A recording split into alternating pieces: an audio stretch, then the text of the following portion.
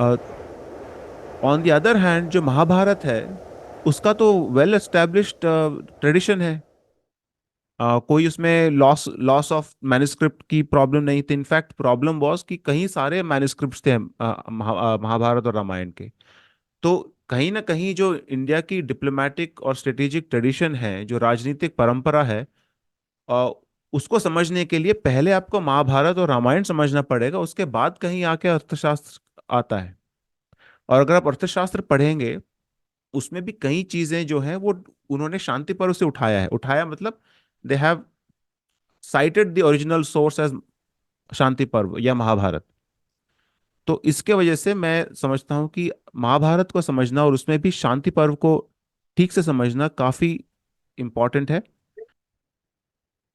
तो पहली बात तो मैं बता दूं कि इसकी मोटिवेशन क्या है, जो स्टडी है जो चल रही है अभी। पहली बात तो यह है कि क्या हमें महाभारत को सिर्फ एक भारतीय इतिहास का एक प्रतिबिंब मानना चाहिए, या इसको एक ऐसे भी देखना चाहिए कि ये सिर्फ इंडिया की स्ट्रेटेजिक कल्चर या हेरिटेज को रिप्रेजेंट नहीं करता, लेकिन एक राजनीति जो एक फील्ड है उसमें वो कंट्रीब्यूट कर रहा है। जैसे फॉर उदाहरण के तौर पे हमारा नंबर सिस्टम है, जो हमने मैथमेटिक्स में हमारे पूर्वजों ने जो कंट्रीब्यूशन किया है, वो ऐसा नहीं कहते कि ये Indian way of doing mathematics, ऐसा कभी नहीं सुना होगा आपने। Mathematics is mathematics. पूरी दुनिया मानती है कि कई जो इंपॉर्टेंट कॉन्सेप्ट्स है, मैथमेटिकल या साइंटिफिक कॉन्सेप्ट्स है, वो इंडिया से उभर के आए हैं। उसको हम Indian way of doing math नहीं कहते। उसी प्रकार जो महाभारत में जो ज्ञान है राजनीति को लेकर, उसे, क्योंकि ये ह्यूमैनिटीज और सोशल साइंस से निकल के आता है, कई लोग बोलते हैं this is an Indian way of doing politics. लेकिन मेरा इसी इसी एक इस मूल प्रश्न पे मेरा मतभेद है कि why are you saying it as Indian way of doing politics. It is India's contribution to political science. वो भारत का कंट्रीब्यूशन है राजनीति में। तो तो पहले तो ये एक एस्टैब्लिश करना है कि क्या ये डिबेटेबल भी हो सकता है। कई लोग जो हैं बोलते हैं कि नहीं नहीं, आपको आप महाभारत का जो कंट्रीब्यूशन है वो इंडियन कल्चर से हटा के देख ही नहीं सकते। ये भी एक दृष्टिकोण है। तो ये एक डिबेट का एक सब्जेक्ट है। मेरा मानना है कि ये सिर्फ एक इंडियन दृष्टिकोण नहीं है। ये एक राजनीति जो एक विषय है, सब फील्ड है, उस उसमें महाभारत अपने तरफ से कंट्रीब्यूशन दे रहा है। और सबको पढ़ना चाहिए, दुनिया भर में लोगों को पढ़ना चाहिए। जो क्योंकि जो कॉन्सेप्ट्स यहाँ पे है वो आपको कहीं और भी जगह मिलेंगे, क्योंकि people have come up with to those conclusions on their own. कई बार कहीं जगह ऐसे भी हुआ है। लेकिन इसको हम गेटोवाइज नहीं कर सकते कि ये सिर्फ इंडियन वे है। ये इंडियन सिर्फ इंडियन वे नहीं है, ये इंडिया निकाल दीजिए, द वे है। ठीक है ना। तो ये एक मेरा मत है इस मामले में। दूसरी बात है कि अ, क्या हम आइडेंटिफाई कर सकते हैं कि महाभारत में का जो ज्ञान है वो कहीं ना कहीं आज भी हम इंडियन फॉरेन पॉलिसी में या फॉरेन पॉलिसी जनरली कहीं पे भी वो देखने को मिल रहा है। आइडेंटिफाई क्या हम कर सकते हैं कि ये जो एक परंपरा है, राजनीतिक परंपरा है, ये जो डिप्लोमेटिक परंपरा है, ये कहीं ना कहीं महाभारत से निकल के आ रही है। सो दो प्रश्न है इस पूरे प्रेजेंटेशन के। अगले स्लाइड जी। इसको मैं पूरा तो नहीं पढ़ूंगा, आप पढ़ लीजिए। ये एक जॉर्ज स्टैनहम नामक एक काफ़ी इंपॉर्टेंट इन्फ्लुएंशियल थिंकर थे। रैंड कॉरपोरेशन में काम करते थे, यूएस आर्मी और इंटेलिजेंस में भी काम कर चुके हैं। आ, यहाँ पे देखिए आप, जो मैंने अंडरलाइन किया है वो सबसे इंपॉर्टेंट पार्ट है। वो ही वॉज ट्राइंग टू, ये थोड़ा क्योंकि इंग्लिश में है, दो चार जगह मुझे इंग्लिश का प्रयोग करना पड़ेगा। वो ये दो देख रहे थे कि भारत का स्ट्रेटेजिक कल्चर क्या है। और ये जो इनके जो क्या कहते हैं रिपोर्ट्स होती हैं, ये all the way up to DOD या स्टेट डिपार्टमेंट तक जाती हैं। उनका मानना ये था कि भारत में कोई स्ट्रेटेजिक कल्चर नामक चीज उतना नहीं है। ये 1992 की बात है, ये मैंने डेट भी दिया हुआ है, ये जो कोट है। The acceptance of life as a mystery and the inability to manipulate events impedes preparation for the future in all areas of life including the strategic। कि क्योंकि हम किस्मत में मानते हैं, क्योंकि हम रैशनैलिटी के अलावा ट्रेडिशन, इंट्यूशन, फेट, भाग्य ऐसे चीजों में मानते हैं, यहाँ इनका कोई स्ट्रेटेजिक ट्रेडिशन से दूर दूर तक लेना देना नहीं है। ये इनका कंक्लूजन था 92 में। ये कोई पुरानी बात, ये कॉलोनियल टाइम की बात नहीं कर रहा हूं मैं, ये 1992 की बात है। और इसको लेकर इंडिया में भी काफी काफी लोगों को लगी, वो उनको भी काफी परेशानी हुई कि ये तो गलत बात है।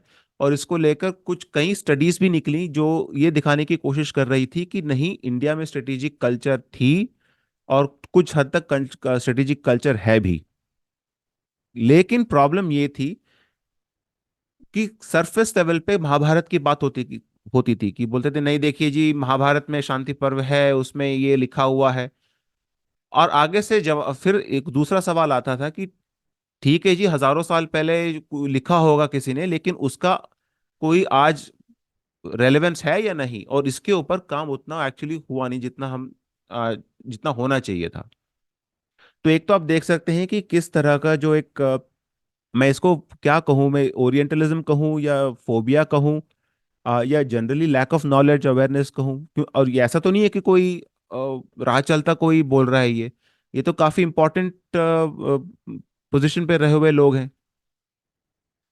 तो जो एक अपहिल बैटल है भारतीय राजनीतिक सभ्यता को लेकर, और उसको एक जस्ट एक उसको एक स्पॉटलाइट देने के लिए, वो आज का नहीं है, काफी पुराना है, कम से कम 30 साल पुराना तो है ही। तो ये बात इम्पॉर्टेंट है। ये इसलिए भी इम्पॉर्टेंट है क्योंकि डिस्पाइट ऑल दी जो जितनी भी हमने स्टडीज देखी है बिटवीन 92 और आज, एक दो को छोड़ के ऐसा कोई स्टडी मैंने नहीं देखी जहां पे कोई ये आर्ग्यू कर पाया हो कि जो पुरानी जो हमारी नॉलेज है, नॉलेज सिस्टम है, उसका कहीं ना कहीं इफेक्ट आज भी दिख रहा है। क्योंकि अगर नॉलेज सिस्टम का इफेक्ट आज है ही नहीं तो वो पढ़े क्यों हम। अब कोई यहाँ पे जो अमेरिका में जो इंडियन स्टडीज में का जो स्टूडेंट होगा, वो तो पूछेगा कि ठीक है, महाभारत एक बहुत ब्यूटीफुल स्क्रिप्चर होगी, है भी, लेकिन अगर आज उसका कोई रेलेवेंस ही नहीं है आपके स्ट्रेटेजिक कल्चर में तो पढ़े क्यों हम लोग। तो अर्थशास्त्र भी कई लोग इसलिए पढ़ने की कोशिश नहीं करते या उसको ज्यादा इंपॉर्टेंट नहीं समझते, क्योंकि उनको ये समझ में नहीं आ रहा है कि जो आज का फॉरेन पॉलिसी है, उसमें इन इन चीजों का रोल क्या है, उनका कंट्रीब्यूशन क्या है, उसका इफेक्ट कहाँ दिख रहा है। अगर if it is only an artefact of history, जैसे म्यूजियम पीस है, तो ठीक है, उसी तरह से हम जाएंगे, हम हाँ अच्छी दो दो चार अच्छी अच्छी बातें बोल देंगे महाभारत और रामायण के बारे में या अर्थशास्त्र के बारे में, and then we will come down to reading newspapers, आज ये हुआ, आज वहां पे ऐसा हुआ, जयशंकर ने ये बोला, मोदी जी ने ये बोला, इसी चीज पे चर्चा हो जाएगी। So this is the crux of the problem, कि कोई ट्रेडिशन नाम की चीज है तो उसका इफेक्ट कहाँ दिख रहा है। ठीक है, नेक्स्ट स्लाइड। तो ये कुछ बुक्स हैं, इंपॉर्टेंट बुक्स हैं जहाँ पे महाभारत और रामायण का रेफरेंसेस आए हैं। तो रेफरेंसेस टू महाभारत जो है, इन ये तो कुछ इंपॉर्टेंट बुक्स हैं, और भी दो चार और हैं। ये सबसे ज्यादा इन्फ्लुएंशियल हैं। एक तो ऑब्वियसली एस जयशंकर का इन द इंडिया वे में, उन्होंने फर्स्ट इंट्रोडक्शन में he he has use the imagery of Ramayana and Mahabharata, उसका एक सिंबलिज्म यूज किया है उन्होंने। Bargaining with a rising India नामक किताब है, यहाँ पे मुझे लगता है कि सबसे डायरेक्ट हेड ऑन इस चीज को लिया गया है, जहाँ पे मॉडर्न इंडियन नेगोशिएशन टेक्निक्स को उन्होंने उद्योग पर्व में जो भगवान कृष्ण और कौरवों के बीच में जो नेगोशिएशन टेक्निक्स हैं उससे उनको कंपेयर किया गया है। सबसे डायरेक्ट यही मेरे को लगा आज तक और इस किताब को भी 10 साल हो गए आए। और हाल ही में एक ये भी किताब निकली, strategic choices ethical dilemmas, stories from the Mahabharata. यहाँ पे कुछ कुछ हद तक ये कोशिश की गई है कि क्या कहते हैं कि महाभारत की जो कथाएं हैं उसको लेकर वहाँ पे जो गूढ़ रहस्य है या उनका जो सार है, उसको मॉडर्न डे पॉलिटिक्स से कंपेयर किया जाए, लेकिन फिर भी मेरे मत में ये फिर भी अभी भी सतह लेवल की सतही बातें हो रही है। एक्सेप्ट ये बीच वाला जो एक बुक मैंने बोला, बार्गेनिंग विद राइजिंग इंडिया, ये थोड़ा एक अच्छा खासा रिसर्च किया है इन्होंने। अ, इसको छोड़कर मुझे नहीं लगता कि इस पे कोई बहुत ही सीरियस काम हुआ है। अ, तो अगला स्लाइड देखते हैं। तो अब मैंने अभी तक भूमिका बांधी है कि कि इस ये क्यों इम्पोर्टेंट है। और हालांकि आप किसी भी स्कॉलर से बात करें वो बोलेंगे हाँ हाँ जी बहुत इंपॉर्टेंट है, कोई ये नहीं बोलेगा कि इंपॉर्टेंट नहीं है। वो है दो चार जो बोलेंगे, जो स्पेशली जो वामपंथी लोग हैं वो बोलेंगे अरे जी 2000 2500 साल पहले कुछ लिख दिया किसी ने, उसका आज से क्या लेना देना, ये बोलने वाले भी लोग हैं। लेकिन जो वामपंथी नहीं है और जो जनरली सिंपैथेटिक हैं इन ऐसे सब्जेक्ट्स के साथ, वो भी नॉड करके बोलेंगे हाँ जी बहुत इंपॉर्टेंट तो है, और बात बात में थोड़ा रेफरेंस दे देंगे महाभारत का। लेकिन सिस्टमैटिक रिसर्च बहुत कम हुआ है, बहुत ही कम हुआ है। और ये थोड़ा चिंता का विषय है, क्योंकि चाइना में अगर आप देखेंगे वो कन्फ्यूशियस इंस्टीट्यूट्स हैं, वहाँ काफ़ी हद तक सिस्टमैटिक काम हुआ है। और सिस्टमैटिक काम से मेरा क्या मतलब है, आप ये नहीं कह सकते कि कृष्ण ने कुछ चीज बोल दिया और अब उसको लेकर एक तुकबंदी कर दिया आपने किसी जयशंकर ने ये बोला, कृष्ण ने वो बोला था, देखिए अभी तक चल रहा है ट्रेडिशन। ऐसा नहीं होता है। उसे रिसर्च तो नहीं कह सकते आप। उसे ये कह सकते हैं कि आप एक उदाहरण दे रहे हैं, एक मेटाफर या एक सिंबल की तरह यूज कर रहे हैं, वो तो ठीक है। लेकिन उसे सिस्टमैटिक रिसर्च नहीं बोल सकते।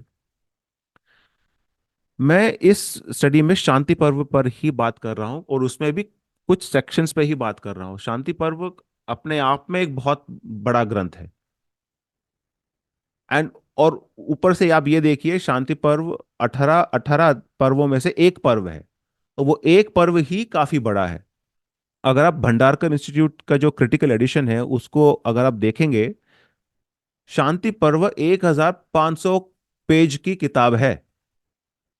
तो साहब ऐसा तो नहीं है कि कि एक एग्जॉस्टिव मैं प्रेजेंटेशन दे रहा हूँ, ये तो बिल्कुल पॉसिबल ही नहीं है। नहीं तो कहते हैं शाम का सुबह, सुबह के शाम, ऐसे कि भाई पता नहीं कितने दिन निकल जाएंगे अगर मैं ये करते बैठूंगा तो। लेकिन क्योंकि मेरा यहाँ पे ऑब्जेक्टिव ये है कि मैं आपको ये एस्टेब्लिश करके दिखाऊं कि बेसिक प्रिंसिपल्स क्या है शांति पर्व के, और उसका एप्लीकेशन कहाँ सिस्टमैटिकली आप देख सकते हैं। तो मैं कुछ अध्यायों पर ही बात कर रहा हूँ, और उसमें से सबसे इंपॉर्टेंट कॉन्सेप्ट निकल के आता है। ये शांति पर्व का भी सत्य है और अर्थशास्त्र का भी सत्य है, और वो है मात्स्य न्याय या अराजकता। सबसे बड़ा जो एरिया ऑफ कंसर्न था, चाहे वो शांति पर्व में कृष्ण और भीष्म का हो या चाणक्य का हो, वो ये था कि अगर अराजकता होगी तो धर्म कहीं पलेगा नहीं। और मात्स्य न्याय का सिंपल एक डेफिनेशन है कि जहां जो जो ताकतवर है वो शोषण करता है जो कमजोर है। जैसे बड़ी मछली छोटी मछली को निगल जाती है, उसी प्रकार जो ताकतवर है वो अपना मत चलाते हैं, और जो कमजोर तबके हैं उन पे वो राज करते हैं। और थ्यूसिडिडीज जो एक ग्रीक फिलोसोफर थे, जिन्होंने जिन्होंने पेलोफिनिशियन वॉर्स पे उन्होंने काफी काम किया था। उन्होंने he was direct eye witness to the Peloponnesian wars in in Greece. उन्होंने एक बड़ा फेमस डायलॉग बोला था, एक कहावत है कि the strong will do what they will and the weak shall endure what they must. ताकतवर जो वही करेगा जो उसको वो चाहता है, और कमजोर का भाग्य है कि वो झेले जो ताकतवर करते हैं। तो मात्स्य न्याय न्याय वही चीज है। और जितने भी हमारे राजनीतिक स्क्रिप्चर्स हैं, उसका गोल यही है कि इस मत्स्य न्याय को हैंडल कैसे किया जाए। और ये जो एक स्टोरी है, ये जो कंसर्न है, it is of central concern to all thinkers in Indian philosophy, कि मत्स्य न्याय, जो एनर्की जैसे कह लीजिए, जो अराजकता है, इस पे कंट्रोल कैसे पाया जाए। और अब कृष्ण तो कृष्ण है, अब इसका तो इनका तो कोई जवाब नहीं। ये अध्याय 49 में जब पांडव और कृष्ण भीष्म के पास जा रहे होते हैं, जैसे हम कहते हैं ना एग्जीक्यूटिव समरी, अब आप में से कई लोगों ने देखा होगा जो कॉर्पोरेट्स में काम करते हैं, जो गवर्नमेंट में भी जो काम करते हैं, जो अगर एक बहुत बड़ी डॉक्यूमेंट होती है उसके ऊपर एक एग्जीक्यूटिव समरी रखी जाती है फॉर द मिनिस्टर और the prime minister to read, या जो मैनेजर है। 49th चैप्टर एग्जीक्यूटिव समरी है जो कृष्ण युधिष्ठिर को बता रहे हैं, और उसमें क्या बता रहे हैं, वो बता रहे हैं, वो परशुराम की कथा सुना रहे हैं, भगवान परशुराम की कथा सुना रहे हैं, जहां पे वो बताते हैं कि कैसे परशुराम ने 21 बार पृथ्वी को क्षत्रिय विहीन कर दिया था। आपने से कईयों ने इसके बारे में पढ़ा होगा, या तो सुना होगा, या कम से कम टीवी सीरियल में तो देखा ही होगा। आ, 100 बात की एक बात है, मैं एक एक श्लोक तो नहीं कर, I am not going to go through every shloka, लेकिन मैं ये बता दूं कि कहानी इतनी सी है कि क्योंकि क्षत्रिय टेढ़ी चाल चल रहे थे, बर्बरता कर रहे थे, उसके वजह से परशुराम जी को 21 बार क्षत्रियों का विनाश करना पड़ा। लेकिन उसके परिणाम तो उनको भी भुगतने पड़े थे, क्योंकि एक बार जब क्षत्रिय विहीन हो गया संसार, प्रश्न उठा कि अरे भाई राज कौन करेगा, ऑर्डर कौन देगा। तो उस टाइम पे परशुराम जी ने पूरे दुनिया को कश्यप प्रजापति के हाथों सौंप दिया और खुद संन्यास लेके निकल गए, चले गए थे।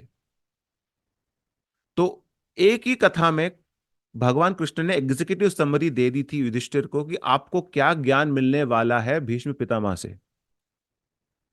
ये पूरा अध्याय 49 में आता है। अगला स्लाइड देखते हैं जी। और इट्स कश्यप प्रजापति आफ्टर, जिन्होंने क्षत्रिय विहीन होने के बाद क्षत्रिय वंश का फिर से उन्होंने उद्धार किया और गवर्नेंस वापस लेके आए थे पृथ्वी पर। दिस इज एज पर अध्याय 49, जब कृष्ण बता रहे हैं युधिष्ठिर को कथा।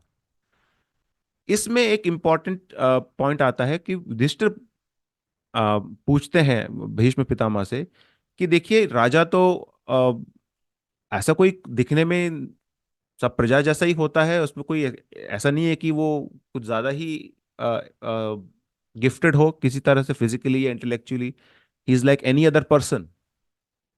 तो फिर उसको इतना हम उसे भगवान का प्रतिनिधि क्यों मानते हैं। तो उसमें फिर भीष्म बताते हैं कि लीडरशिप के बिना जो है सोसाइटी नहीं चल सकती। और इस पे एक डिबेट भी हो सकता है, जो वामपंथी हैं जो अपने आप को एनर्किस्ट बोलते हैं, राजीव भाई को पता होगा इसके बारे में, where any form of leadership is seen as tyrannical. वो अगर आप लीडरशिप है, आपके पास एक पॉलिटिकल लीडरशिप है, by definition leadership equals to oppression. तो ये एक बहुत ही विशैला आइडियोलॉजी है मेरे ख्याल में, क्योंकि महाभारत ये भीष्म ये बता रहे हैं कि देखिए, हाँ लीडरशिप टिरानिकल हो सकती है और वो गलत है, लेकिन बिना लीडरशिप के आप स्टेबिलिटी ला ही नहीं सकते सोसाइटी में, और जहां स्टेबिलिटी नहीं है वहां धर्म पनप नहीं सकता। The job of the king is to establish order and protect dharma. उसी ऑर्डर में उसी सीक्वेंस में देखिए, बिना ऑर्डर के धर्म नहीं होता। और मैं कई बार देखता हूं आजकल तो आ, कहते हैं कि इंडिया इज सो केओटिक, उसको ऐसे बोलते हैं जैसे कि कोई बहुत बड़ा कॉम्प्लीमेंट दे रहे हो। ये कॉम्प्लीमेंट नहीं है। हमारे खुद के पूर्वज केओस को अच्छी चीज नहीं मानते थे, अराजकता को अच्छी चीज नहीं मानते थे। ये अराजकता को हमने कब से एक फ्रीडम ऑफ एक्सप्रेशन मान लिया है ये पता नहीं मेरे को, लेकिन इसे कभी ऐसे इस नजरिए से देखा ही नहीं गया शास्त्रों के हिसाब से।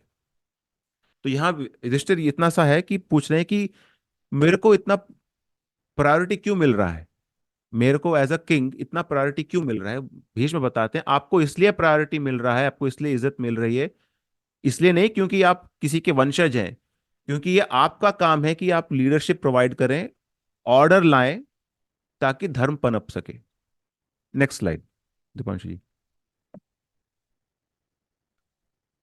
तो इसमें यहां तक बोला गया, अब देखिए मैंने अराजक, जो भी अराजकता का को लेकर जो शब्द है उसको अंडरलाइन किया हुआ है यहाँ मैंने, कि इतने छोटे से सेक्शन में कितने बार उन्होंने अराजकता का अराजकता का मेंशन किया है। इट शोज कितना कंसर्न थे हमारे जो पूर्वज थे अराजकता को लेकर, और कोई टॉलरेंस नहीं था अराजकता को लेकर। जीरो टॉलरेंस होती थी, एटलीस्ट स्क्रिप्चरली जीरो टॉलरेंस थी अराजकता को लेकर। It is good advice to welcome and honour the invader if, especially if you are kingless. ये भी बोला है भीष्म पितामह ने, इससे पहले कि कोई बुद्धिजीवी इसके अर्थ का अनर्थ कर दे। मैं इसका आपको संदर्भ भी दे देता हूँ, या जो कॉन्टेक्स्ट है वो भी बता देता हूँ। इनवाइटिंग और ऑनरिंग द इन्वेडर का अर्थ ये नहीं है कि आप पराधीन हो जाएं या अपने धर्म को भूल जाएं, क्योंकि इन्वेडर का काम भी ये है कि गवर्नेंस प्रदान करे और वर्णाश्रम धर्म को सपोर्ट करे। वो इसका ये वेरी क्लियर है, उसका डेफिनेशन क्या है वर्णाश्रम धर्म का इन महाभारत, वो बहुत ही अलग है जो हम आज समझते हैं, तो वो एक अलग प्रेजेंटेशन हो जाएगी, तो मैं उस पर ज्यादा जोर नहीं दूंगा। लेकिन ये बात जरूर है कि अ, भीष्म पितामह सिंपली बता रहे हैं कि there is no dharma without a king in a kingdom. King यहाँ पे ये समझ लीजिए order, the buck stops with one person और एन इंस्टीट्यूशन। ये बात बहुत जरूरी है। और मात्स्य न्याय, ये जो अराजकता है, ये जब तक रहेगी तब तक धर्म की एस्टैब्लिशमेंट नहीं हो सकती। तो मैंने यहाँ पे इसलिए एक राइट हैंड साइड पे आप देखेंगे shloka 8 to 12 show the importance of good governance.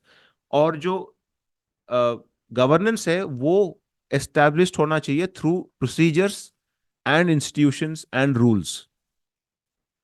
ये तुगलकी फरमान नहीं चल सकता, ये भी बहुत क्लियर है। अब उसका आप अगले स्लाइड पे देखेंगे एग्जाम्पल।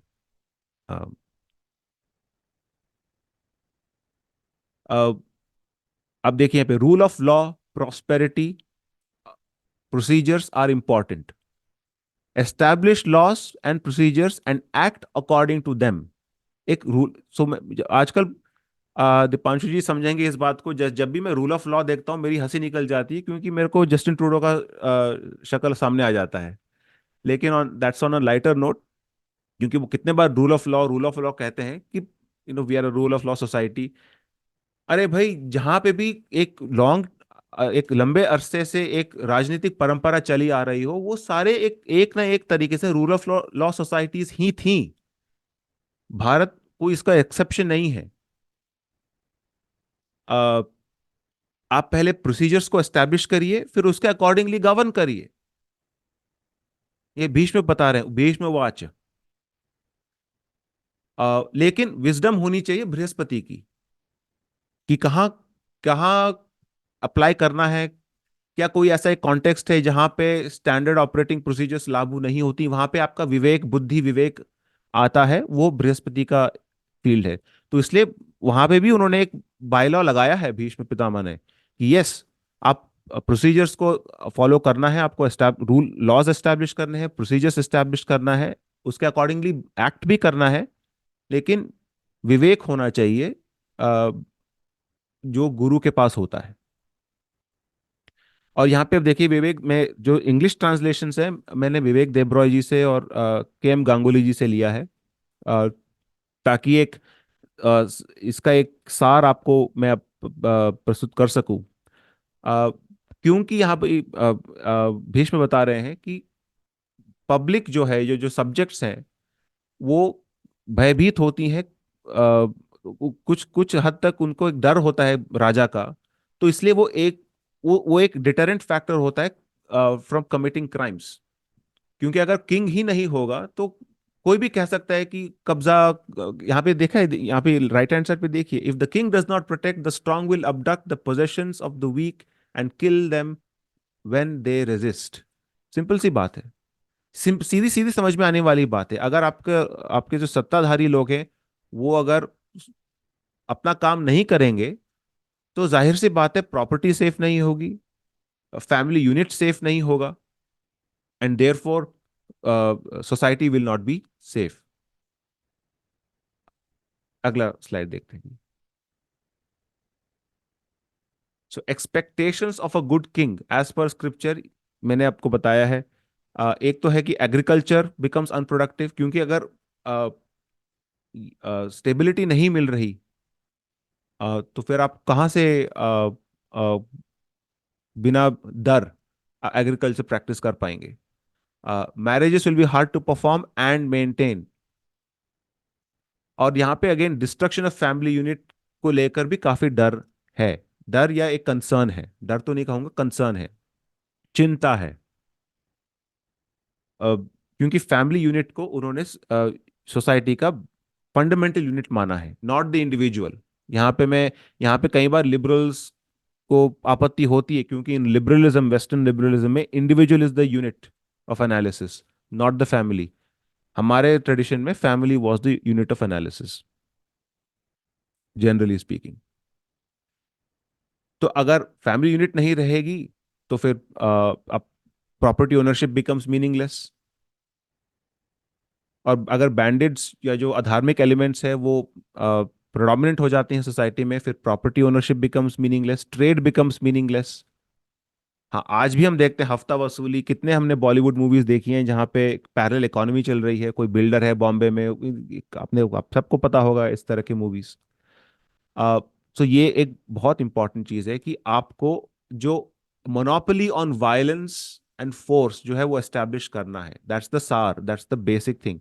कि जो वायलेंस जो लीगली यूज कर सकता है या जो कर ही सकता है वो सिर्फ स्टेट है या किंग है। और ये क्यों, इस मूल प्रश्न पे मैं क्यों इतना टाइम स्पेंड कर रहा हूं, मैं आपको अगले स्लाइड में बता दूंगा। Next slide. क्योंकि पितामह ये भी बता रहे हैं कि ऐसा नहीं है कि क्योंकि राजा का धर्म है कि वो ऑर्डर एस्टैब्लिश करे, कि वो अधार्मिक हो जाए या वो एक तानाशाह बन जाए। जब कोई ताकतवर अधर्म को इम्पोज करता है, उसके जो सहयोगी हैं वो भी पाप के भागीदारी बनते हैं। When the king is naturally violent, अगर किंग ज्यादा ही वायलेंट है या उसका स्वभाव ही वायलेंट है, तो वो अधर्म है और उसका जो पतन है वो निश्चित हो जाता है। A king who wins a battle must show respect for his enemies. तो अगर आप जीत गए हैं युद्ध में, तो आपका धर्म बन जाता है कि आप दुश्मनी छोड़ दें। आपको मर्यादा में रहना है, आपको मान सम्मान देना है जो हार चुके हैं। ये बहुत ही इंपॉर्टेंट है। और मैं आपको पॉइंट नंबर 2 पे यहाँ फिर से ले जाता हूँ कि जो एड्स हैं, आप ये नहीं कह सकते कि मैं सिर्फ ऑर्डर्स फॉलो कर रहा था, जो मिड लेवल के जो हैं लोग। अब मैं इसका एक आपको मॉडर्न इंटरनेशनल रिलेशंस में एक एग्जांपल दे रहा हूँ अगले स्लाइड पे। अ, अब ये this is the trials from the Nuremberg trials of 1945 to 46। यहाँ पे नाजी के जो जर्मनी जब युद्ध हार गया, सेकेंड वर्ल्ड वॉर हार गया था, इनमें से कई लोग काफी हाई रैंकिंग ऑफिशियल्स थे। ये जो बीच में है Hermann Goering, he was second in command, Hitler के जो एक उत्तराधिकारी के तरह थे। इन सब का एक ही डिफेंस था जी, कि भाई हम तो ऑर्डर्स फॉलो कर रहे थे। आपने यहूदियों को इतने 6 मिलियन यहूदियों को क्यों मारा? ऑर्डर्स फॉलो कर रहे थे। आपने वॉर क्राइम्स क्यों कमिट की? जी हमने नहीं की, हम तो सिर्फ ऊपर से ऑर्डर आया था, हम कर रहे थे। It is not acceptable in law today. It was not acceptable as per shastras back then either. तो आप यहाँ पे देख सकते, अब मैं ये नहीं कह रहा कि यूरोपियंस को महाभारत के बारे में पता था, लेकिन आप ये समझिए कि महाभारत की कंट्रीब्यूशन देखिए आप to the to our understanding of political science. और ये हमारे जनरेशन का भी काम है कि इसको कम से कम लाइट में तो लाया जाए। ये एक स्वाभाविक चीज है कि हाँ, आप सिर्फ ये नहीं कह सकते कि आप ऑर्डर्स फॉलो कर रहे थे। और ये जो इनका जस्टिफिकेशन था कि हम ऑर्डर्स फॉलो कर रहे थे, ये डिड नॉट स्टैंड। इनमें से कईयों को मृत्युदंड मिला था। और मुझे लगता है सिर्फ एक या दो थे जिनको, एक को काफी लंबा चौड़ा सेंटेंस मिला था, और एक को लाइफ इम्प्रिजनमेंट मिला था। बाकी सबको मृत्युदंड ही मिला था। क्योंकि ये नहीं हो सकता कि आप एक अधार्मिक तानाशाह के लिए काम कर रहे हैं, वो जो भी कह रहा है आप कर रहे हैं, और आपका डिफेंस है कि मैं तो सिर्फ ऑर्डर्स फॉलो कर रहा था। ये ना नीति संगत थी एज ऑफ 1945 1946, ना ही ये भीष्म पितामह के अनुसार धर्म संगत है। तो आप यहाँ पे भी देख सकते हैं महाभारत की कंट्रीब्यूशन जो है टू क्या कहते हैं, राजनीति की बारीकियों में जो कंट्रीब्यूशन है महाभारत की, वो भी काफी है, काफी हद तक है। ये तो अभी अभी तो सिर्फ शुरुआत कर रहे हैं हम लोग इसको डेवलप करने में। अगला स्लाइड देखेंगे। तो रिजॉल्विंग मात्स्य न्याय, ये जो हम कहते हैं अनार्की जिसे कहते हैं, चैप्टर्स, ये चैप्टर्स ऑफ शांति पर्व है as per the Bhandarkar institute का जो क्रिटिकल एडिशन है उसके हिसाब से। 62, 63, 64 एंड 65 में क्लियरली बताते हैं भीष्म पितामह कि the point of establishing order is to protect varnashrama dharma. अब मैंने पहले भी बताया है कि वर्णाश्रम धर्म का मतलब क्या है, उस पे एक अलग आप सेमिनार कर सकते हैं, वेबिनार कर सकते हैं। और मैं इतना आपको बता के छोड़ता हूं कि ये वो नहीं है जो हम आज जाति व्यवस्था को मानते हैं, वो बिल्कुल नहीं है। It is basically an organising principle to make the society functions efficiently. वो था वर्णाश्रम आश्रम धर्म। और इसी बात को चैप्टर्स 71 और 125 में भी उसको ये चीज वापस आती है। Non violence towards all beings, राजा का अर्थ ये नहीं, राजा होने का अर्थ ये नहीं है कि आपको जब चाहे जैसे चाहे आपने तलवार चला दी, ये बिल्कुल नहीं था। बहुत ही क्लियर क्राइटेरिया है कि आपको कब युद्ध करना है, कब नहीं करना है, और जब युद्ध आप कर रहे हैं तो उसके क्या मर्यादा है। Not to commit harsh acts that cause injury to others, ये बात बोल दी मैंने। जो अपमानजनक चीजें हैं वो ना करें। तो ये बात है। अगला स्लाइड देखते हैं मैं, क्योंकि इसके बाद जो है मैं आपको बताता हूं आज हम एनर्की को कैसे समझते हैं। परस्पर मात सेनाएं जो महाभारत में है, मॉडर्न इंटरनेशनल रिलेशंस में anarchy is simply an organising principle. जैसे मैं एक बताता हूं, अगर मोदी जी को कोई प्रॉब्लम हो गई तो वो कोई 100 नंबर दबा के इंटरनेशनल पुलिस फोर्स नहीं बुला सकते, क्योंकि राष्ट्र जो है, जो स्टेट है, दैट इज द सॉवरेन, उसके ऊपर और कोई ऑर्गेनाइजिंग अथॉरिटी नहीं है। यूएन, वर्ल्ड बैंक, ये ऑर्गेनाइजिंग अथॉरिटीज नहीं है, वो पावर कहते हैं ना अथॉरिटी फिगर्स नहीं है। ये तो इंटरनेशनल ऑर्गेनाइजेशंस है जो लोग जो राष्ट्रों ने मिलकर बनाया है to establish a smooth functioning of global governance. लेकिन buck stops with the president और the prime minister of a country. Country के ऊपर कोई अथॉरिटी स्ट्रक्चर नहीं है। तो आप ये समझ के चलें कि इंटरनेशनल रिलेशंस में द ऑर्गेनाइजिंग प्रिंसिपल इज मात्स्यना या अनार्की, एक तरह से देखा जाए तो। जो बड़ी मछली होती है वो कहीं ना कहीं कोशिश तो करती है कि छोटी मछली को दबा के रखे। अमेरिका जो करती है, जो रशिया करता है, या जो चाइना कर रहा है, वो क्यों कर रहा है? चाइना के बारे में बात कर लेते हैं 2 सेकंड।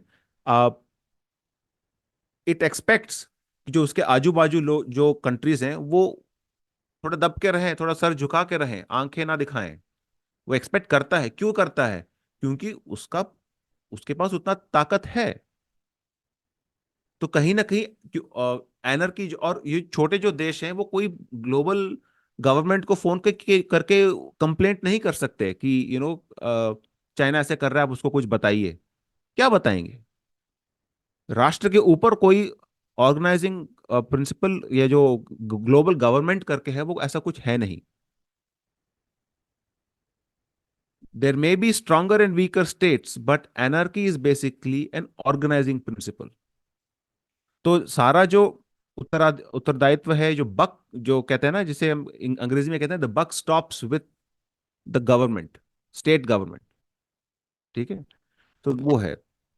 तो ऐसा तो नहीं है कि कोई ऐसे कोई ग्लोबल गवर्नमेंट हो जहां पे जो एक बोल सके चाइना को या अमेरिका को कि आप ऐसे करिए, ऐसा ना करिए। तो इसलिए क्या होता है कि every country looking out for its self and it is fearful of the other country. और जब ऐसे स्थिति हो जाती है तो युद्ध को रोक पाना मुश्किल हो जाता है। अगला स्लाइड देखते हैं जी। और इसी को मद्देनजर रखते हुए 1945 में सैन फ्रांसिस्को में कॉन्फ्रेंस हुआ था, जहां पे हमने लोगों ने रादर एक रूल्स बेस्ड ऑर्डर, ये आपने कहीं कहीं आजकल बहुत सुन रहे होंगे आप लोग, लिबरल इंटरनेशनल ऑर्डर को एक एस्टेब्लिश करने की कोशिश की थी, जहां पे इंस्टीट्यूशन, ग्लोबल इंस्टीट्यूशंस बनाए जाएं जो अ, छोटे, जो जो देश हैं, जितने भी देश हैं, उनके जो प्रॉब्लम है उसको एड्रेस किया जाए, और नेगोशिएशंस के थ्रू, एक ड्यू प्रोसेस के थ्रू डिस्प्यूट रेजोल्यूशन की जाए, as opposed to fighting wars. अरे और इस मुझे पे बता काफी आप। अच्छी, एक इस पे काफी अच्छी किताब भी है, कॉल्ड आफ्टर विक्ट्री, जो प्रिंसटन के एक प्रोफेसर हैं जॉन आइकनबेरी, उन्होंने लिखी है। वो ये बताते हैं कि जिस प्रकार डेमोक्रेसीज में एक प्रोसीजर, पार्लियामेंट होता है, एक प्रोसीजर्स होते हैं, अ, वो जो है, नहीं जी, मैं यूएनओ कॉमनवेल्थ को ग्लोबल गवर्नमेंट नहीं मानता, वो बिल्कुल नहीं है। अ, और हाँ, यूएनओ वगैरह जो है वो एक ऐसे एजेंसीज बन गई हैं, बन गई हैं, जो इस कलेक्टिव एक्शन प्रॉब्लम जिसे हम कहते हैं, जो बेसिकली मोटा मोटा बोले जाए तो एनर्की को लेकर जो एक दुविधा होती है कि क्या पता आगे वाला हमला कर दे या ना कर दे, उसको रिजॉल्व करने के लिए एक नेगोशिएशन प्लेटफॉर्म से आपको मिलता है। बेसिकली उसका उतना ही काम है।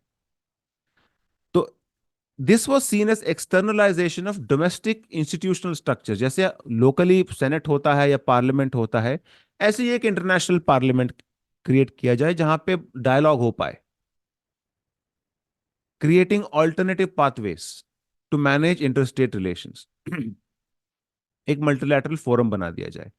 ये यही बात जो है, ये भीष्म पितामह भी एक तरह से बोल रहे हैं कि जो राजा का धर्म है वो ये है कि आप एक गवर्नेंस स्ट्रक्चर प्रोवाइड करें जहां पे ऑर्गेनाइज, एक ऑर्डर भी बना रहे, और लोग अपना काम भी कर पाए बिना किसी डर के। ये वही बात है ग्लोबल रिलेशंस में भी। अगला स्लाइड देखते हैं। अब ये देखिए, ये बहुत रिसेंट स्टेटमेंट्स हैं जयशंकर जी के। अ, उन्होंने बोला है Quad has a bigger purpose. ये सिर्फ anti China, India is the only country by the way, हालांकि India is also the only country जिसने पिछले 5 साल में चाइना के साथ एक्चुअली लड़ाई लड़ी है। लड़ाई मतलब जो भी छोटा बहुत जो skirmishes हुए थे, ये इंडिया ने लड़ी है। अमेरिका ने कोई लड़ाई नहीं लड़ी है।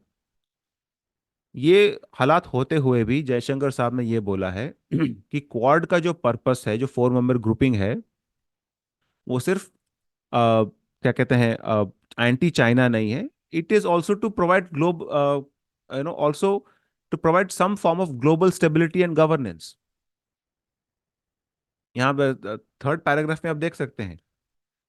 He further elaborated that Quad nations are not only democratic values and market economies, but also a commitment to global contributions, positioning them as maritime nations with a shared agenda. तो ये global governance की बात हो रही है। ये एक आप इसे कह सकते हैं ट्रेडिशन ही है, एक इंडियन ट्रेडिशन ही है, और इसका काफी लंबा चौड़ा ट्रेडिशन है। और आप राइट हैंड साइड पे ये सितंबर का है, जो यूएन में उन्होंने स्पीच दिया था। इन्होंने ज्यादातर बात की है ग्लोबल गवर्नेंस पे, रिफॉर्म पे, क्योंकि अल्टीमेटली सीइंग इटसेल्फ, भारत अपने आप को एक ऐसा राष्ट्र देखता है जो क्या कहते हैं, जो अपने आप को एक गवर्नेंस प्रोवाइडर के तरह देखता है वो। और ये जो एक लेसन है वो बेसिकली यहाँ यहीं से आ रहा है, महाभारत से आ रहा है, और अर्थशास्त्र से भी कुछ हद तक आ रहा है। तो ये बात ज्यादा थोड़ा स्ट्रेस करने की जरूरत है। अगला स्लाइड देखते हैं। अब इसी संदर्भ, क्योंकि हम चाइना की बात कर रहे हैं, जयशंकर साहब ने एक और जगह बोला था कि देखिए, मैं चाइना के साथ उसी तरह बात नहीं कर सकता जैसे मैं पाकिस्तान के साथ कर सकता हूँ। ये एक पॉडकास्ट पे उन्होंने बोला था। और कई लोगों ने इसका खंडन भी किया था कि क्या ये तो दोगलापन है, जहाँ पे चाइना इतना बड़ा एक देश है उसके सामने तो आप बड़े विनम्रता से बात करते हो, और नाम लेते भी बचते हो, और पाकिस्तान को तो आप हर दिन गाली दे देते हो, उसको तो आप वो कुछ नहीं, आप उसमें तो आपको ज्यादा टेंशन नहीं होती है। और जयशंकर साहब ने बोला था कि भाई देखें, ये दोगलापन नहीं है। हाँ, अगर मैं पाकिस्तान और लेट्स से मालदीव्स के साथ एक जैसा अलग अलग व्यवहार करूं तो आप कह सकते हैं कि भाई दोगलापन है। लेकिन देखें, एक चाइना है, वो that is significantly more powerful, इतना पावरफुल है कि कई एरियाज में वो अमेरिका से आगे जा रहा है। तो ऑब्वियस सी बात है कि थोड़ा आपको अपना नीति बदलना पड़ेगा, अपनी नीति बदलने पड़ेगी। तो अब उसको कहते नहीं जी, जो कई कई लोग हैं जो बोलते हैं कि ये तो दोगलापन है। लेकिन इसमें अगेन आप अगर आप 104 अध्याय देखेंगे, युधिष्ठिर पूछते हैं कि भाई, वो अपने पितामह से पूछ रहे हैं कि एक राजा को अपने शत्रु के साथ कैसे बर्ताव करना चाहिए, वो जो सौम्य हो और वो जो उग्र हो। यहाँ सौम्य और उग्र जो शब्द हैं उसके भी अलग अर्थ निकाले जा सकते हैं। एक हो सकता है कि इंटेंसिटी कम हो दुश्मनी की।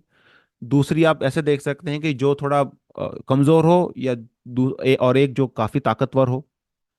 अ, उसका अंग्रेजी भी अनुवाद भी है यहाँ पे। और भीष्म इस बड़े क्लियरली बताते हैं कि, और यहाँ पे देखिए वो अपने गुरु परंपरा का भी फॉलो कर रहे हैं। वो ये नहीं बोल रहे कि ये मेरा नॉलेज है, वो अपने गुरु को कोट कर रहे हैं। वो बोल रहे हैं कि बृहस्पति ने इंद्र को क्या बताया था, मैं वो आपको बता देता हूँ। और महाभारत में ये एक बहुत खूबसूरत चीज है, आपको कॉन्वर्सेशंस के अंदर कॉन्वर्सेशंस मिलेंगी। ये एक मैंने डिस्कवर किया while doing the research on this, कि कई बार, और इस कॉन्वर्सेशन के अंदर फिर एक और आपको कॉन्वर्सेशन मिलेगा। उस तरह से एक लेयर्ड अप्रोच है जो बहुत ही खूबसूरत है। और इसी में आपको यह भी पता चलता है कि जो भीष्म विजडम दे रहे हैं युधिष्ठिर को, ये इनसे भी पुराना है कहीं ना कहीं। तो ये एक बहुत खूबसूरत बात है। तो वो ये बताते हैं कि अ, अगला एक स्लाइड देखते हैं। वो आपको सिंपली ये बता रहे हैं, भीष्म युधिष्ठिर को ये बताते हैं कि जो, अगर अगर आपका जो शत्रु है वो बहुत ही पावरफुल है, तो आपको थोड़ा यील्ड होके चलना पड़ेगा। अगले स्लाइड पे आप देखेंगे। सो यहाँ पे आप देख सकते हैं कि बृहस्पति बताते हैं कि आपको ट्विन पॉलिसी अप्रोच करना है, लेना है। Adopt a twin policy of conciliation speech, conciliatory speech, along with the use of force when the time is right। तो भाई बृहस्पति को कोई इसमें प्रॉब्लम नहीं है बोलने में कि देखें, ये ठीक है कि हो सकता है आपको मीठी बातें करना पड़े, लेकिन अपनी तैयारी भी साथ रखें ताकि जब समय आए तो आप शस्त्र का उपयोग कर पाए। ये जो जयशंकर साहब को जो क्रिटिसाइज कर रहे हैं कि नहीं ये तो दोगलापन है, ये तो बात की बतंगड़ बनाने वाली बात है, इसमें कोई विजडम नहीं है। तो इसको actually international relations, modern international relations में भी राजेश राजगोपालन नाम के एक काफी अच्छे एकेडमिक हैं जो जेएनयू में पढ़ाते हैं, उन्होंने इसको लिखा है एवेजिव बैलेंसिंग जो इंडिया करता है चाइना के खिलाफ। इसका मतलब यह है कि वो बैलेंस तो कर रहा है, वो चाइना के खिलाफ स्टेप्स तो ले रहा है, लेकिन वो इस तरह से स्टेप्स ले रहा है कि कल को अगर कोई सवाल पूछ बैठे तो इंडिया बता पाए कि नहीं जी, हम तो ये चाइना के खिलाफ नहीं है, generally it is for global governance के लिए हम कर रहे हैं, टू सिक्योर द रीजन हम कर रहे हैं। That is exactly what Jaishankar said in that news clip I showed you. तो बृहस्पति बता रहे हैं इंद्र को कि ट्विन पॉलिसी अप्लाई करना पड़ेगा जब आपके जो शत्रु हैं वो काफी पावरफुल हैं। वो ये भी बताते हैं that the victorious king should not trust his vanquished enemies. ये हम पाकिस्तान के खिलाफ बार बार गलती कर चुके हैं कि अगर आप जीत जाएं तो लापरवाह ना हो जाइए अपने शत्रु को लेकर। क्यों? क्योंकि अगले आप स्लाइड में देखेंगे कि वो ये भी बता रहे हैं कि अगर आप कमजोर हैं तो जरूरी नहीं है कि आप दुश्मनी को त्याग दें, आपको करेक्ट टाइम के लिए वेट करना है। तो इसी एक दो चार श्लोक में उन्होंने एक बहुत ही कॉम्प्लेक्स पिक्चर पेंट कर दी है आपके लिए। ये डिप्लोमेटिक ट्रेडिशंस की बात कर रहा हूं अब तक मैं। तो मैं तीन चीजें फिर से समराइज कर देता हूं। एक तो है, आपको एक अच्छी गवर्नेंस स्टेट एस्टेब्लिश करना है। मार्च जो locally with in your country जो मार्च चिन्ह आए हैं उसको बंद करना है, खत्म करना है, उस पर कंट्रोल पाना है। दूसरी बात, अगर आपके जो अ, शत्रु हैं वो तो चलो वीक हैं, तो आप डायरेक्ट एक्शन तो ले सकते हैं लेकिन उनको कभी ट्रस्ट नहीं करना है। और अगर वो आपसे ज्यादा ताकतवर है तो आप अच्छी बातें करिए, आप कंसिलिएटरी स्पीच का यूज करिए, लेकिन आपको तैयार तो रहना पड़ेगा शस्त्र उपयोग करने के लिए जब समय सही हो।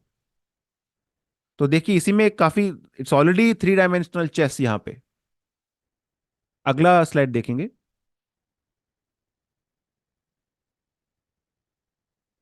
यहाँ पे पितामह फिर बोल रहे हैं, at times the king should even prostrate himself before the powerful four.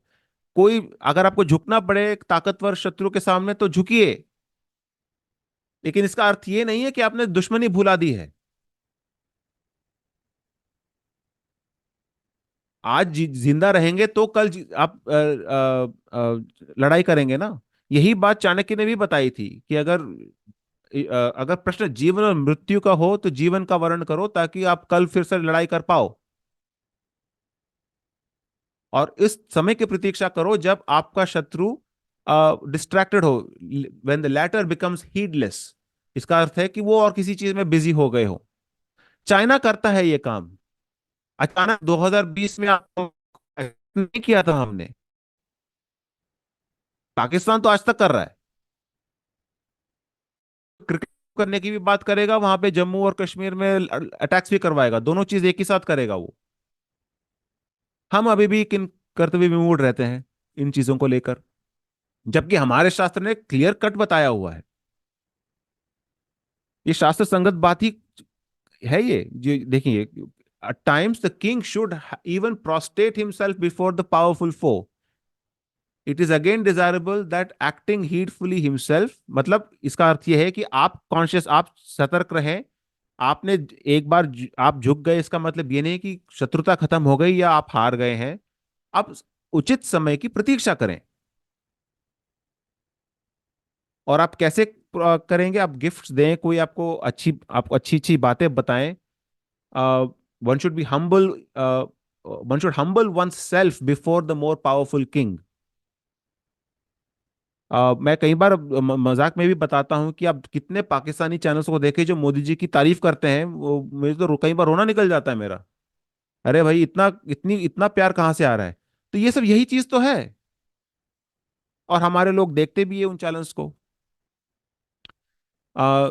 The weaker ruler should under such circumstances carefully avoid every act that may awaken suspicion. ताकि जो अगर आप कमजोर पार्टी हैं तो आप ऐसा कुछ ना करिए जिससे किसी जो ताकतवर है, आपका दुश्मन, उसको कोई शंका हो। लेकिन आपको उचित समय का प्रतीक्षा करना है। अगला स्लाइड देखेंगे। अब इसका एविडेंस क्या है कि ऐसे हो रहा है? मैंने तो चाइना और पाकिस्तान का आपको उदाहरण दिया है, इसको एविडेंस नहीं कहेंगे हम, उसको बस इंफॉर्मेटिव एग्जाम्पल बताएंगे हम।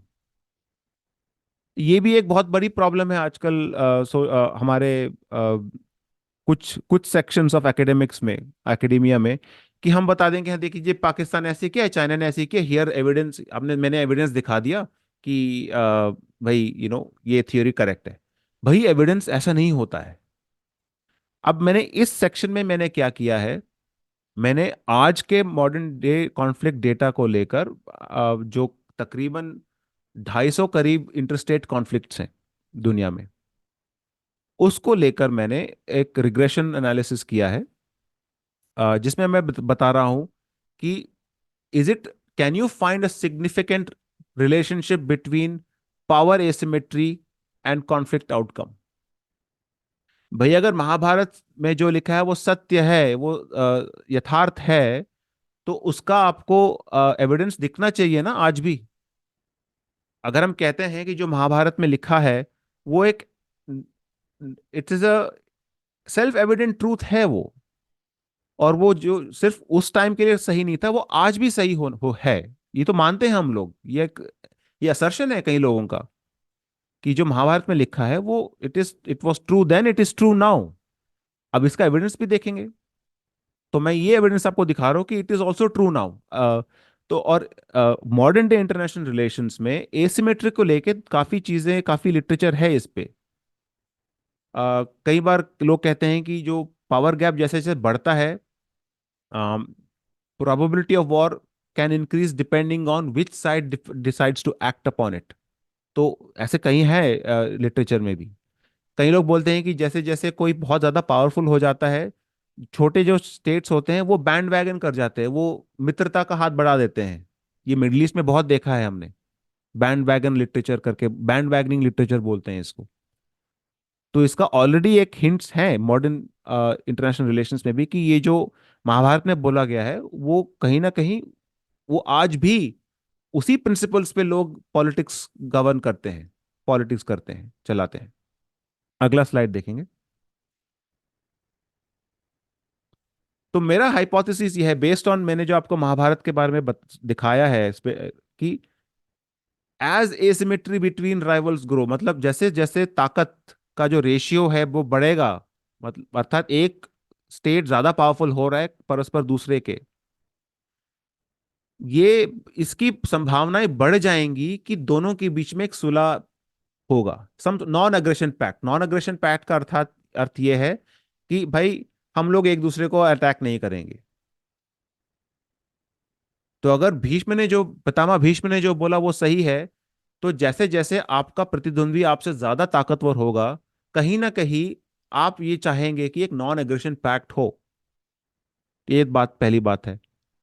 दूसरी बात, as asymmetry between rivals grows, the probability of rivalry termination decreases. इसका अर्थ यह है कि क्योंकि एसिमेट्री बढ़ रही है, इसका अर्थ यह नहीं है कि दुश्मनी खत्म हो रही है।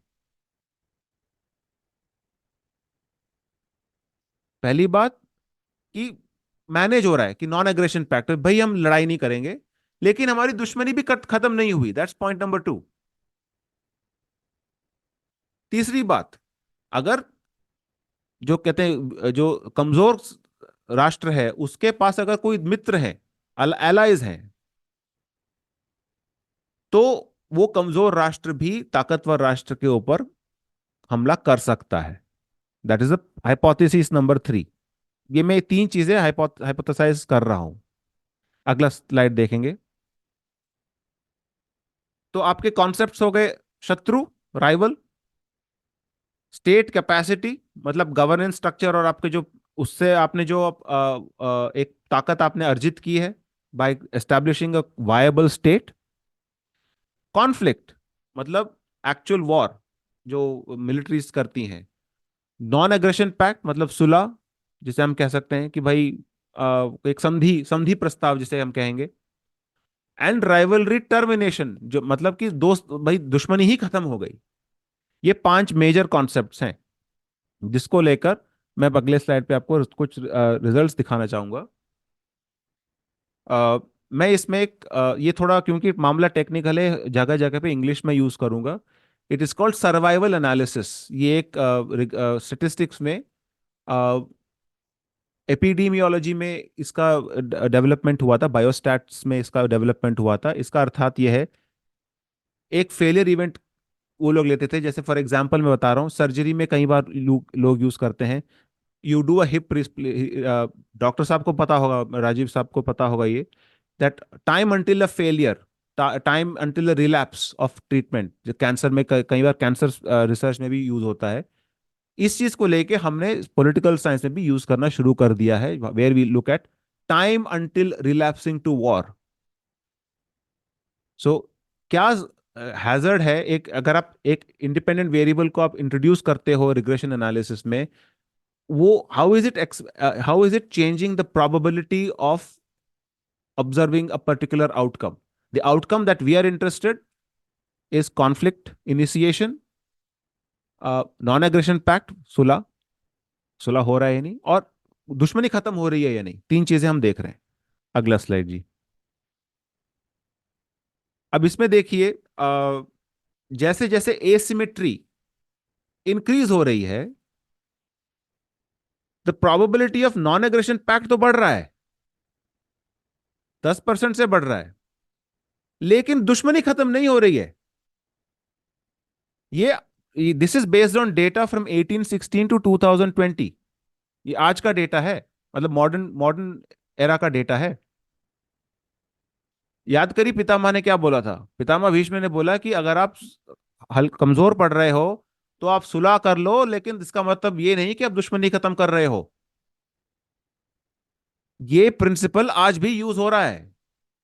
और ये प्रत्येक ये this is based on 4243 observations from all across the world. Number of failure events 535 non aggression pacts पिछले 200 साल के, and 62 rivalry terminations in the last 200 years. ये इससे ज्यादा डेटा नहीं मिलता आपको कॉन्फ्लिक्ट पे। ये कोरिलेट्स ऑफ वॉर करके एक वेबसाइट है जो यूनिवर्सिटी मिशिगन होस्ट करती है, वहां से डेटा लिया गया है। और उसको लेकर जो भीष्म पितामह ने प्रिंसिपल्स उन्होंने आउटलाइन किया, उससे हाइपोथेसिस जनरेट करके ये टेस्ट किया गया है। तो पितामह ने क्या बोला था, अगर आप जैसे जैसे एसिमेट्री बढ़ रही है, पावर डिस्पैरिटी बढ़ रही है आप में और आपके शत्रु में, सुलह कर लीजिए। लेकिन सुलह करने का अर्थ ये नहीं है कि आपने दुश्मनी त्याग दी है। राइवलरी टर्मिनेट नहीं हो रही है, नॉन एग्रेशन पैक्ट बन रहे हैं। अगला स्लाइड देखेंगे प्लीज। अब ये एक इंटरेस्टिंग बात है, इसका मैंने टेबल नहीं दिया क्योंकि टेबल बहुत लंबा चौड़ा था, क्योंकि कंट्रोल वेरिएबल्स में इसमें काफी मैंने डाले हैं। ये मेरे पब्लिश्ड पीस में से है।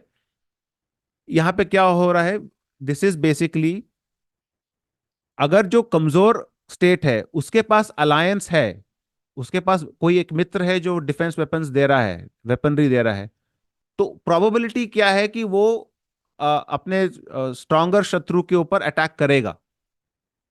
और आप देख सकते हैं, when the weak is allied, that is the solid line, black line, the probability that the the weaker side will initiate conflict, ये नहीं कि conflict हो गई, जो जो जो वीकर पार्टी है वो कॉन्फ्लिक्ट इनिशिएट कर रहा है, उसकी प्रोबेबिलिटी देखिए कितनी बढ़ जाती है। तो अर्थ ये है कि wait for the when the time is right.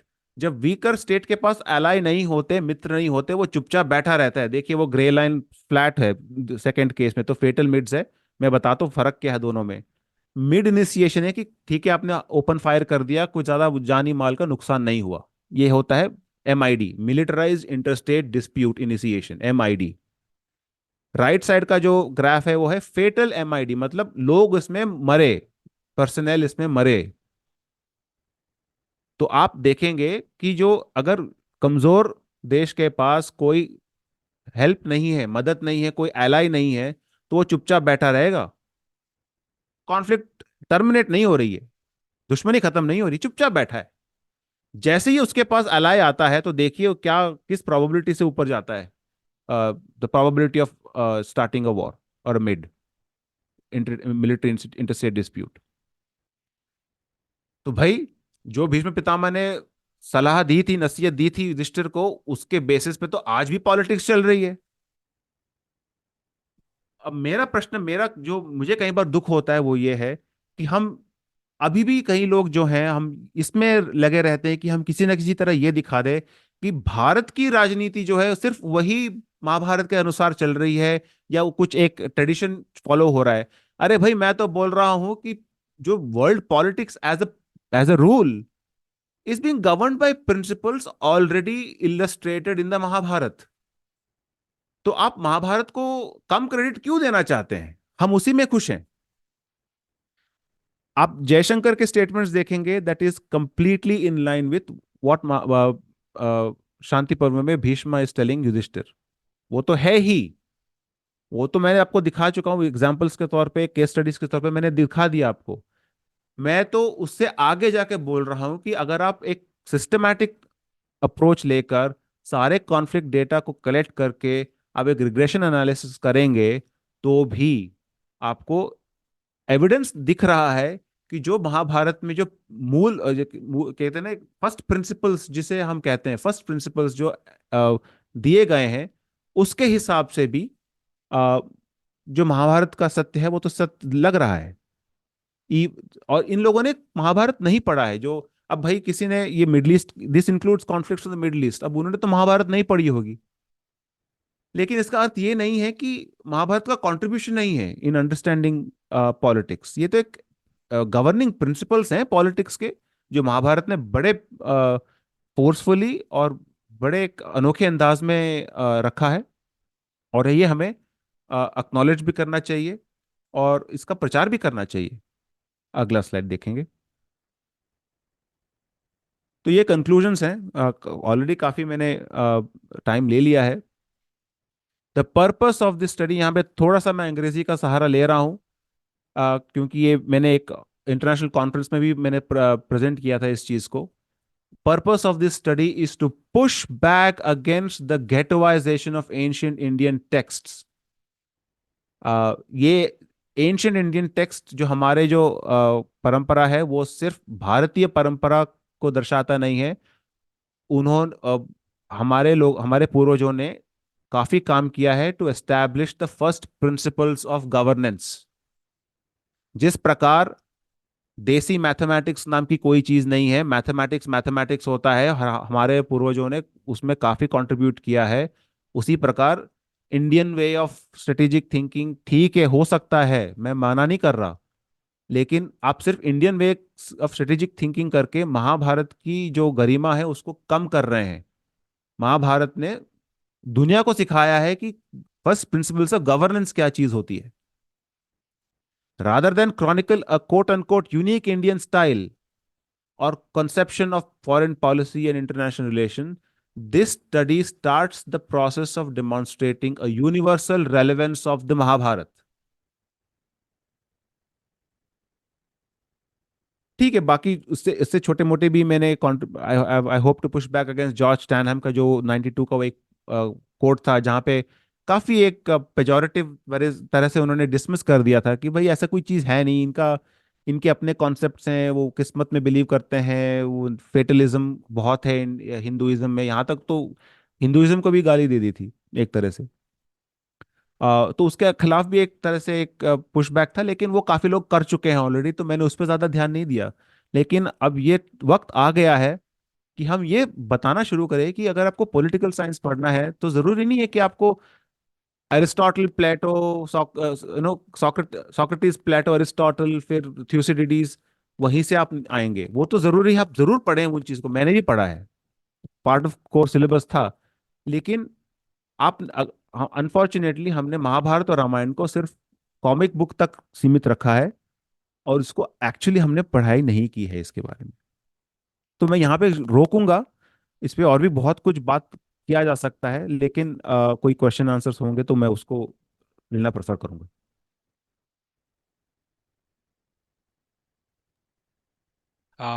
बहुत बहुत धन्यवाद प्रशांत जी।